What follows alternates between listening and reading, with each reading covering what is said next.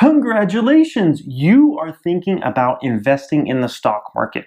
Well, today you've clicked on the right video. I'm going to share the 6 steps I used to become a very successful investor. My very first year, I was able to get a market rate return. Next 5 years, I got 30 to 40% per year. I'm going to share with you guys this thought process I went through and how you can achieve the same success I did. I cannot wait to share this with you guys today.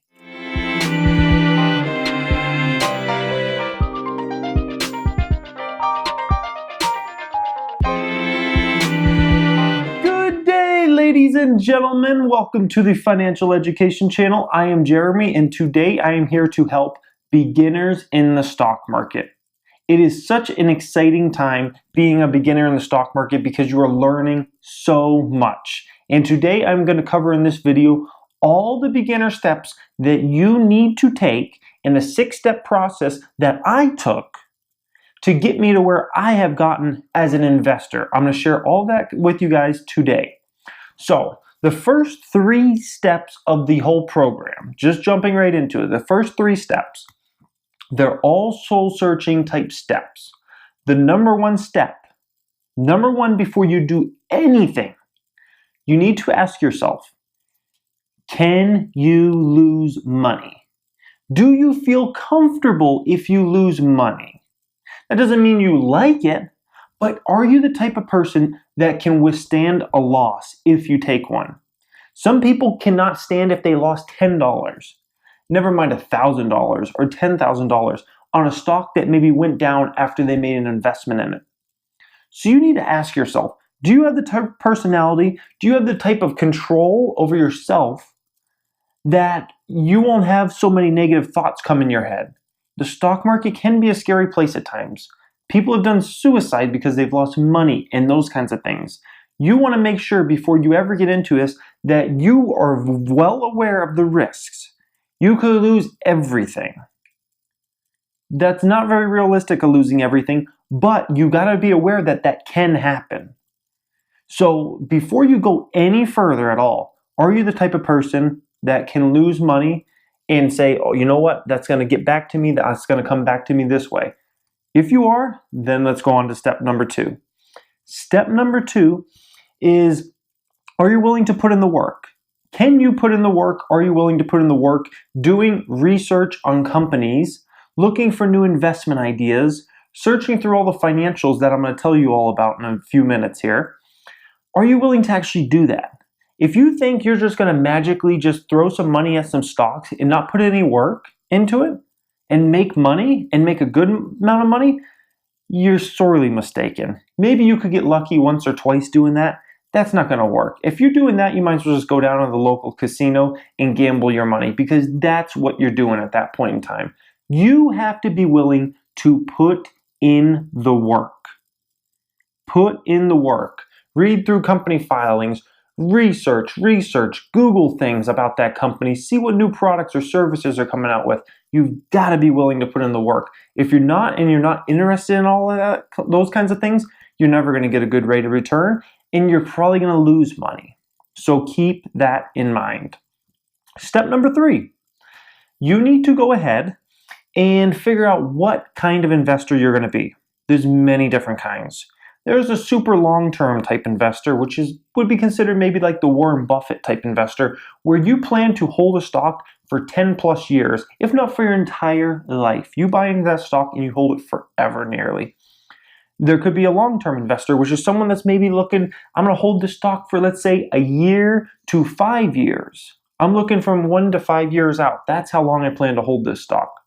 Then you have the shorter-term investors, which are investors that are under a year. So you're just planning on holding it for a few months, maybe doing a quarterly earnings, those kinds of things. And the last type of investor is someone that's a day trader, someone that's trading in and out of stocks constantly. Literally either by the day or by the week or by the month, they're just trading a lot. So out of those 4, what are you going to be? Personally, I'm the second one that we talked about. I'm a long-term investor. I'm looking for companies 1 to 5 years out. But my approach, and a lot of the ways I think, are much like Warren Buffett and Ben Graham and those guys. So my brain just kind of thinks that way. There's a good book, I don't have it around right now. It's by Ben Graham. It's called The Intelligent Investor. You may want to read that. It's a good beginner book, in my opinion. There's other books you can read out there, but it talks a lot about Mr. Market and long-term investing, those kinds of things. So once you figured out what kind of investor you are, what kind of approach you're going to want to use, then you need to start researching, and I suggest researching big companies.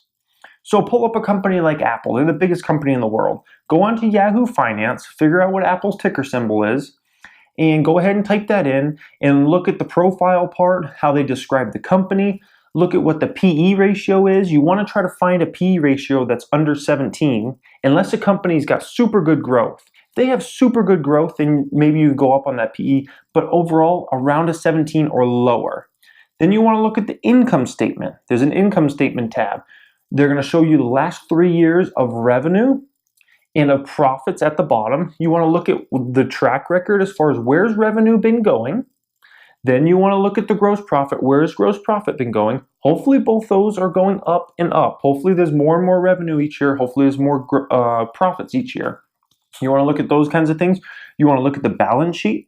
You want to see how much cash and cash equivalents they have on the balance sheet versus how much long-term debt and short-term debt they have on the balance sheet. If the cash and cash equivalents is far higher than what they have for short-term debt and long-term debt, that means it's a much safer investment from the standpoint of they're not going to have to worry about going bankrupt all of a sudden or something, because they have plenty of money in cash that even if the company stumbles a bit financially, they're not going to go out of business or something like that. If you invest in a company that has a ton of long-term debt, a ton of short-term debt, and a very small amount of cash, what happens if that company stops making a profit or something goes wrong in that company? A lawsuit or something. They're going to be in real trouble. Real trouble. So that's why you need to try to find companies that have a lot more cash than they do debt. Very, very, very important. So you've searched through a bunch of companies now at this point. You know, Apple, Google, Microsoft, Coca-Cola, all these huge companies. I recommend at that point you pick which company you like the best. And this goes to step number 5. So you pick the one company you like the best. The one you're like, okay, that's the one I'm going to go into. Now what you need to do, step 5, you need to create a account online with some type of brokerage. So it needs to be either like an E-Trade, TD Ameritrade, Scottrade, Fidelity Investments, Charles Schwab. There's a lot of different online brokerages. Pick whichever one you feel comfortable with. They all range from about $7 a trade to about $10 a trade. So pick one of those guys that you want to invest in. Put some money in that account. I recommend between $100 and $500. Put around that amount of money into that brokerage account. Then go ahead and put that money in that one stock that you picked. Just that one stock. And then you want to go on to step number 6. You got the money invested. So over the next 3 to 6 months, you're going to do more research on more companies, but you're going to keep the money just in that first stock you invested in, and you're going to see how it goes. You're going to track that stock like you've never tracked anything in your life. You're going to see everything. What's the earnings numbers that come out? How are they looking? How's the stock price done since you invested? All those kinds of things. You want to track that and see how did you do so far. How did you do? If the stock's down a little bit, that doesn't necessarily mean you made a bad choice, especially if you're a super long-term investor, because at that point you're investing for super long-term. So if the stock went down the first 3 months, that doesn't necessarily mean you made a bad choice. It could, but you got to look at the company fundamentals at that point. How is the company doing? Are they meeting the numbers they're supposed to meet as far as profit goes and revenues and those kinds of things? So you need to look at all that. Once you've observed that, and you got about 6 months in this first stock, then if you feel comfortable putting some more money in, and you think, okay, you know what, I can do this, I'm willing to put in the work, you know, if I lose money, I'm okay with it, I'm going to make it back because I'm going to pick a better stock, those kinds of things, then you can funnel some more money in that account. And then you can invest in your next stock, or invest more in that first stock if you really still like it the best. And then you can funnel some more and more over time. So by the end of year 1, going into year 2, you have a fair amount of money in that account, where now you're really managing your money and you're managing stocks. And by year 2, you're heavily invested, I call it. So at that point, you're heavily invested. You have a lot of your savings invested because you feel comfortable about yourself. You're good at what you do, hopefully. If you're not, you might not want to do it. If you're getting really bad returns, it might not be for you at that point if you haven't made a success of it by year 2. So, and then you're well on your way. But those 6 steps are exactly what you need to take, in my opinion, to go on to be a successful investor. Those will set you up. Those 3 first points, and then those 3 fundamentals after that as far as actually doing it. I hope this helped immensely, guys. And if you're a beginner in the stock market, leave me a comment below if this was helpful. Leave me some questions if you have some. I've made several other stock videos that are more advanced things, and I have more advanced things coming up that are more for like intermediate investors and maybe even investors that are advanced, so they're really high up there.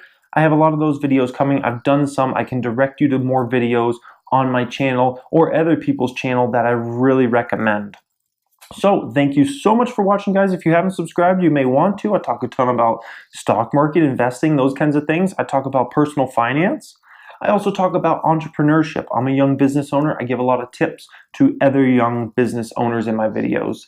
I thank you so much for watching, guys, and have a great day.